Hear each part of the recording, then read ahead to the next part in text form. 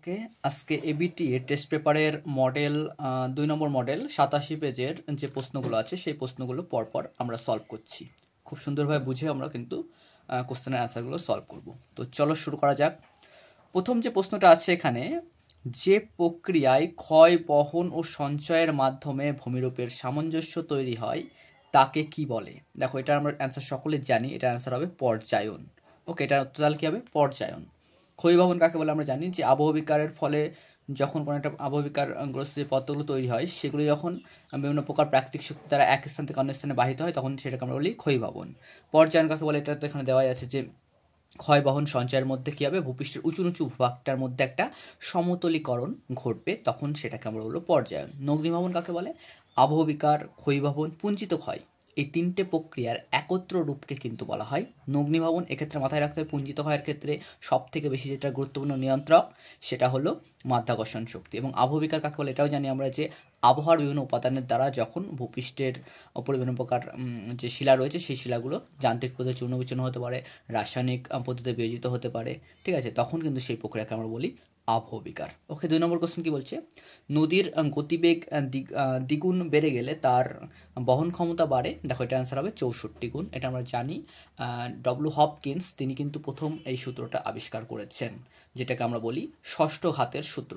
Next question, ozone গহ্বরের অস্তিত্ব প্রথম ধরা পড়ে অস্ট্রেলিয়া, আফ্রিকা, আন্টার্কটিকা না আলজেরিয়া? দেখো, এটা সঠিক উত্তর হবে কিন্তু আন্টার্কটিকায়, কারণ সেখানে প্রথম ওজোন গ্যাসের অস্তিত্ব কিন্তু প্রথম ধরা পড়েছিল। প্রথম যদি বলা যায় যে ডক্টর জেসি ফারম্যান যিনি ছিলেন তিনি কিন্তু প্রথম এই ওজোন ক্ষয়টা লক্ষ্য করেছিলেন আন্টার্কটিকাতে। আর এটা মাথায় রাখতে হবে এখানে যে বসন্তকালে কিন্তু এই ক্ষয়মাত্রা সব থেকে বেশি হয়। ওকে, নেক্সট কোশ্চেন, বায়ুপ্রবাহের গতিবেগ মাপার একক হলো, এটা আমরা সকলে জানি, এটার হবে গতিবেগ যখন বলবে তখন কিন্তু অবশ্যই হবে নট, ঠিক আছে, নট এককে কিন্তু বায়ুপ্রবাহের গতিবেগ মাপা হয়। এটা অ্যানিমোমিটার যন্ত্রের সাহায্যে মাপা হয়। বায়ুর চাপ মাপা হয় মিলিবার এককে। ওকে, নেক্সট কি? চাঁদ, সূর্য এবং পৃথিবীর একই সরলরেখায় অবস্থানকে কি বলা হয়? দেখো, চাঁদ, সূর্য, পৃথিবী যখন একই সরলরেখায় অবস্থান করে তখন কিন্তু সেটাকে বলা হয় সিজিগি। অর্থাৎ সিজিগি মানে কি? চাঁদ, সূর্য, পৃথিবী একই সরলরেখায় অবস্থান করবে। আর অ্যাপোজি কি? অ্যাপোজি মানে হলো চাঁদ আর পৃথিবীর মধ্যে দূরত্ব যখন সব থেকে বেশি হবে তখন কিন্তু সেই ঘটনাকে আমরা বলি কি? অ্যাপোজি। আর যখন দূরত্ব সবচেয়ে কম হবে তখন কিন্তু সেটাকে আমরা বলি পেরিজি। আর অনুসুর কাকে বলে? যখন পৃথিবী আর সূর্যের মধ্যে দূরত্ব ৩রা জানুয়ারি সবচেয়ে কম হয়, অর্থাৎ সবচেয়ে সূর্য পৃথিবীর সবচেয়ে কাছে থাকে ৩রা জানুয়ারি, তখন সেই দিনটাকে বলা হয় অনুসুর অবস্থান।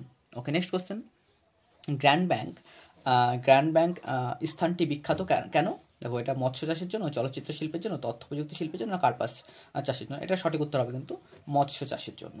ওকে, নেক্সট কোশ্চেন দেখো কী বলছে, জীবাণু দ্বারা বজ্রের বিয়োজন হলে সেটাকে কিন্তু বলা হয় ল্যান্ডফিল। মানে তো হবে না, কারণ ল্যান্ডফিল মানে হলো ভরাটকরণ। কোনো একটা নিচু জায়গায় যখন বজ্রপদার্থ দ্বারা ভরাট করা হয় তখন সেটাকে বলা হয় ল্যান্ডফিল বা ভরাটকরণ। এখানে এটার যেটা সঠিক উত্তর হবে সেটা কিন্তু হবে কম্পোস্টিং। ওকে, নেক্সট কি? পশ্চিমঘাটের থলঘাট গিরিপথটি অবস্থিত কার কাছে? দেখো, থলঘাট মানে একদম প্রথম যে গিরিপথ আছে, পরপর পশ্চিমঘাট পর্বতের পরপর 3টে গিরিপথ আছে। প্রথমটা হলো থলঘাট, তারপরে আছে ভোরঘাট এবং তারপরে আছে পালঘাট। তাহলে প্রথম যেটা আছে সেটা হলো মুম্বাইয়ের কাছে কিন্তু এটা আছে, ঠিক আছে, মুম্বাইয়ের কাছে এটা। দেখো, নাসিক আর মুম্বাইকে কিন্তু যুক্ত করেছে যে গিরিপথ সেটা হলো থলঘাট, এবং পুনে আর মুম্বাইকে যুক্ত করেছে সেটাকে বলছি ভোরঘাট, এবং নীলগিরির কাছে যেটা আছে স্পেশালি তামিলনাড়ু আর কেরালাকে যুক্ত করেছে সেটাকে কিন্তু আমরা বলছি কী ঘাট? সেটাকে লাস্ট যেটা আছে সেটা হলো আমাদের পালঘাট, ঠিক আছে। এই 3টে গিরিপথ খুব ইম্পর্টেন্ট। এবার চলে আসছে, এটা তাহলে কোথায় হবে? মুম্বাইয়ের কাছে আছে। নেক্সট কোশ্চেন, শিবসমুদ্রম জলপ্রপাতটি অবস্থিত কোথায়? দেখো, শিবসমুদ্রম জলপ্রপাতটি অবস্থিত একদম ভারতের দক্ষিণে যে নদীটি আছে কাবেরী নদী, এই কাবেরী নদীর ওপরে কিন্তু শিবসমুদ্রম জলপ্রপাতটি অবস্থিত। ওকে, নেক্সট, স্বাভাবিক উদ্ভিদের ওপর যার প্রভাব সব থেকে বেশি। দেখো, স্বাভাবিক উদ্ভিদের ওপর সবথেকে মানে স্বাভাবিক উদ্ভিদ কোনো একটা জায়গায় কী ধরনের উদ্ভিদ জন্মাবে বা কী ধরনের গাছ জন্মাবে সেটা কিন্তু সব থেকে বেশি নিয়ন্ত্রণ করে যে জিনিসটা সেটা হলো জলবায়ু। সেখানকার জলবায়ু কেমন হবে তার উপরে কিন্তু ডিপেন্ড করবে যে কী ধরনের স্বাভাবিক উদ্ভিদ। যেমন কোনো একটা জায়গায় যদি বৃষ্টিপাত বেশি হয় তাহলে সেখানে আর্দ্র প্রকৃতির যে গাছগুলো আছে যে সেই সমস্ত গাছ জন্মাবে। আবার যদি কোথাও বৃষ্টিপাত কম হয় তাহলে কিন্তু সেখানে শুষ্ক প্রকৃতির যে উদ্ভিদ সেগুলো জন্মাবে। এবার দেখো, আমরা জানি যে আমাদের পর্ণমোচী উদ্ভিদ 2 প্রকার, একটা আর্দ্র পর্ণমোচী, একটা শুষ্ক পর্ণমোচী। তার মানে কি, যেখানে বৃষ্টিপাত বেশি হবে সেখানে আর্দ্র পর্ণমোচী জাতীয় উদ্ভিদ জন্মাবে, আবার যেখানে বৃষ্টিপাত কম হবে সেখানে কিন্তু শুষ্ক পর্ণমোচী জাতীয় উদ্ভিদ জন্মাতে আমরা দেখতে পাবো। ওকে, নেক্সট কোশ্চেন দেখো কি বলছে। বলছে সম্পূর্ণ গ্রীষ্মকালীন ফসল কোনটা? খারিফ শস্য, রবি শস্য, জায়দ শস্য, না কোনটাই নয়? দেখো এটার যে সঠিক উত্তর হবে সম্পূর্ণ গ্রীষ্মকালীন ফসল কিন্তু এটা হবে জায়দ শস্য। কারণ বর্ষাকালে যেটা হয় সেটাকে আমরা বলি খরিফ শস্য, শীতকালে যেটা হয় সেটাকে বলি রবি শস্য, আর জায়দ শস্য স্পেশালি সেটা কিন্তু গ্রীষ্মকালে হয়। ওকে, আধুনিক শিল্পদানব বলা হয় যে শিল্পকে, সেটি হলো দেখো পেট্রোরসায়ন শিল্পকে কিন্তু আধুনিক শিল্পদানব বলা হয়ে থাকে। ওকে, 2011 খ্রিস্টাব্দের আদমশুমারি অনুযায়ী 2011 খ্রিস্টাব্দের নেক্সট কোশ্চেন, 2011 খ্রিস্টাব্দের আদমশুমারি অনুযায়ী ভারতের মহানগরের সংখ্যা কতগুলো? 53টি। কৃত্রিম উপগ্রহের কক্ষপথের অবস্থানকে বলা হয় প্ল্যাটফর্ম, সেন্সর, ল্যান্ডসেট, না রাডার? দেখো এটা রাইট অ্যান্সার প্ল্যাটফর্ম, কারণ প্ল্যাটফর্মই এমন জায়গা যেখানে কিন্তু কৃত্রিম উপগ্রহটা উপস্থাপন করা হয় বা স্থাপন করা হয়। 1989 খ্রিস্টাব্দে ইউনেস্কো সুন্দরবনকে বিশ্ব হেরিটেজ সাইট হিসেবে ঘোষণা করে। তো এটা একদম ঠিক না, কারণ এটা অশুদ্ধ হবে। এটার যে সঠিক উত্তর হবে 1987 খ্রিস্টাব্দে কিন্তু ইউনেস্কো সুন্দরবনকে ওয়ার্ল্ড হেরিটেজ সাইটের মর্যাদা প্রদান করেছিল।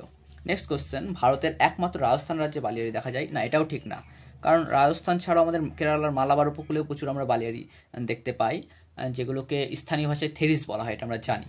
ওকে, নেক্সট, জলচক্র ছাড়া পৃথিবীতে জলের ভারসাম্য বজায় থাকতো না। দেখো নেক্সট যে বলেছে যে জলচক্র ছাড়া পৃথিবীতে জলের ভারসাম্য বজায় থাকতো না।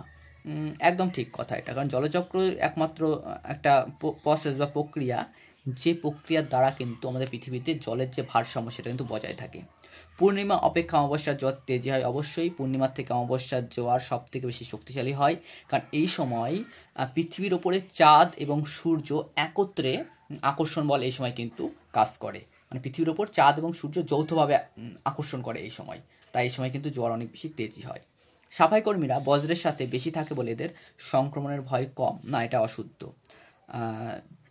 কারণ যারা বেশি থাকবে বজ্রের সঙ্গে তাদের কিন্তু সংক্রমণের সম্ভাবনা সব থেকে বেশি হবে, অনেক বেশি হবে। ভারতের দক্ষিণতম বিন্দু হলো ইন্দিরা পয়েন্ট, একদম ঠিক। ভারতের যদি বলে মূল ভূখণ্ডে তাহলে কিন্তু সেটার উত্তর হয়ে যাবে কি কন্যাকুমারিকা, কিন্তু এখানে যেহেতু বলেছে যে ভারতের দক্ষিণতম বিন্দু ইন্দিরা পয়েন্ট, তো এটা ঠিক আছে, একদম রাইট অ্যান্সার। ওকে, নেক্সট চলে আসি। উপগ্রহ চিত্রে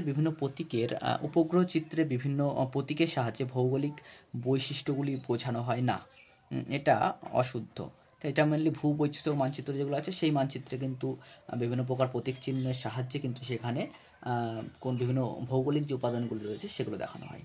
ওকে, নেক্সট কোশ্চেনে কি আছে, এবার শুদ্ধ হলো। এবার আমরা দেখব শূন্যস্থান পূরণ।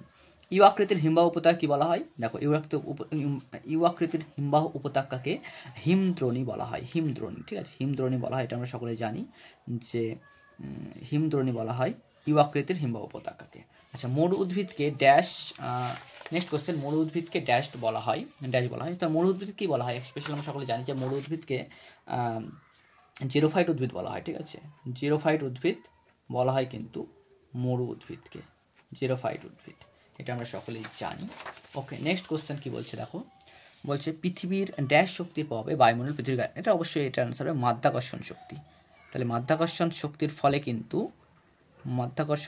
ফলে কিন্তু বায়ুমণ্ডল পৃথিবীর গায়ে লেগে আছে। সমুদ্র জলের উলম্ব সঞ্চালনকে বলা হয় সমুদ্র তরঙ্গ, কি বলা হয়? সমুদ্র তরঙ্গ।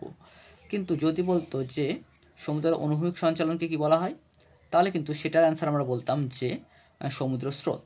ওকে, পারদ ঘটিত যে জল দূষণের ফলে পারদের ফলে যে রোগটি হয় সেটার নাম কি? দেখো, পারদ দূষণের ফলে যে জল দূষণ হয় সেটাকে বলা হয় মিনামাটা, ঠিক আছে, পারদ দূষণ যেটা হয় সেটাকে আমরা বলি কি মিনামাটা।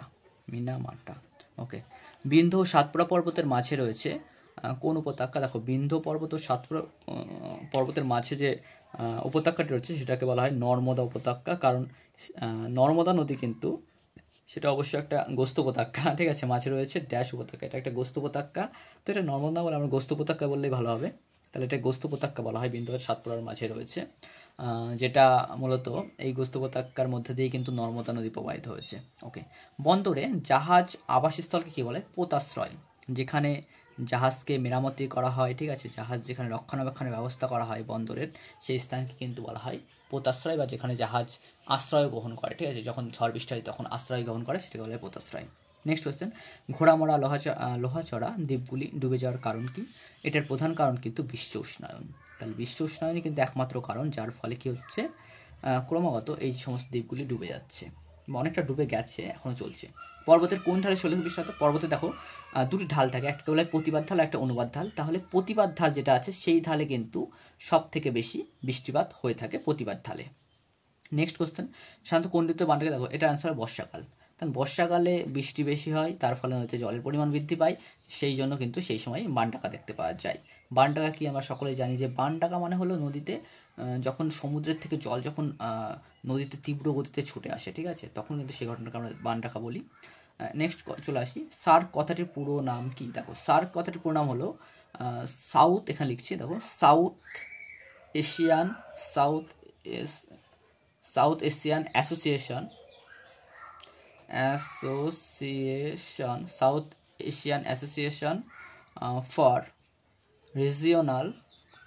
রিজিওনাল কোঅপারেশন, ঠিক আছে, এটা হলো সার্কের ফুল ফর্ম, অর্থাৎ south Asian association for regional cooperation, যেটাকে বলা হয় সার্ক, যেটা হলো যেটার সদর দপ্তর রয়েছে নেপালের রাজধানী কাঠমান্ডুতে। ওকে, নেক্সট কোশ্চেন, কুমায়ুন হিমালয়ের হিমবাহশিষ্ট হ্রদকে কী বলা হয়? দেখো কুমায়ুন হিমালয়ের হিমবাহশিষ্ট হ্রদগুলোকে কিন্তু কী বলা হয়? তাল বলা হয়, তাল।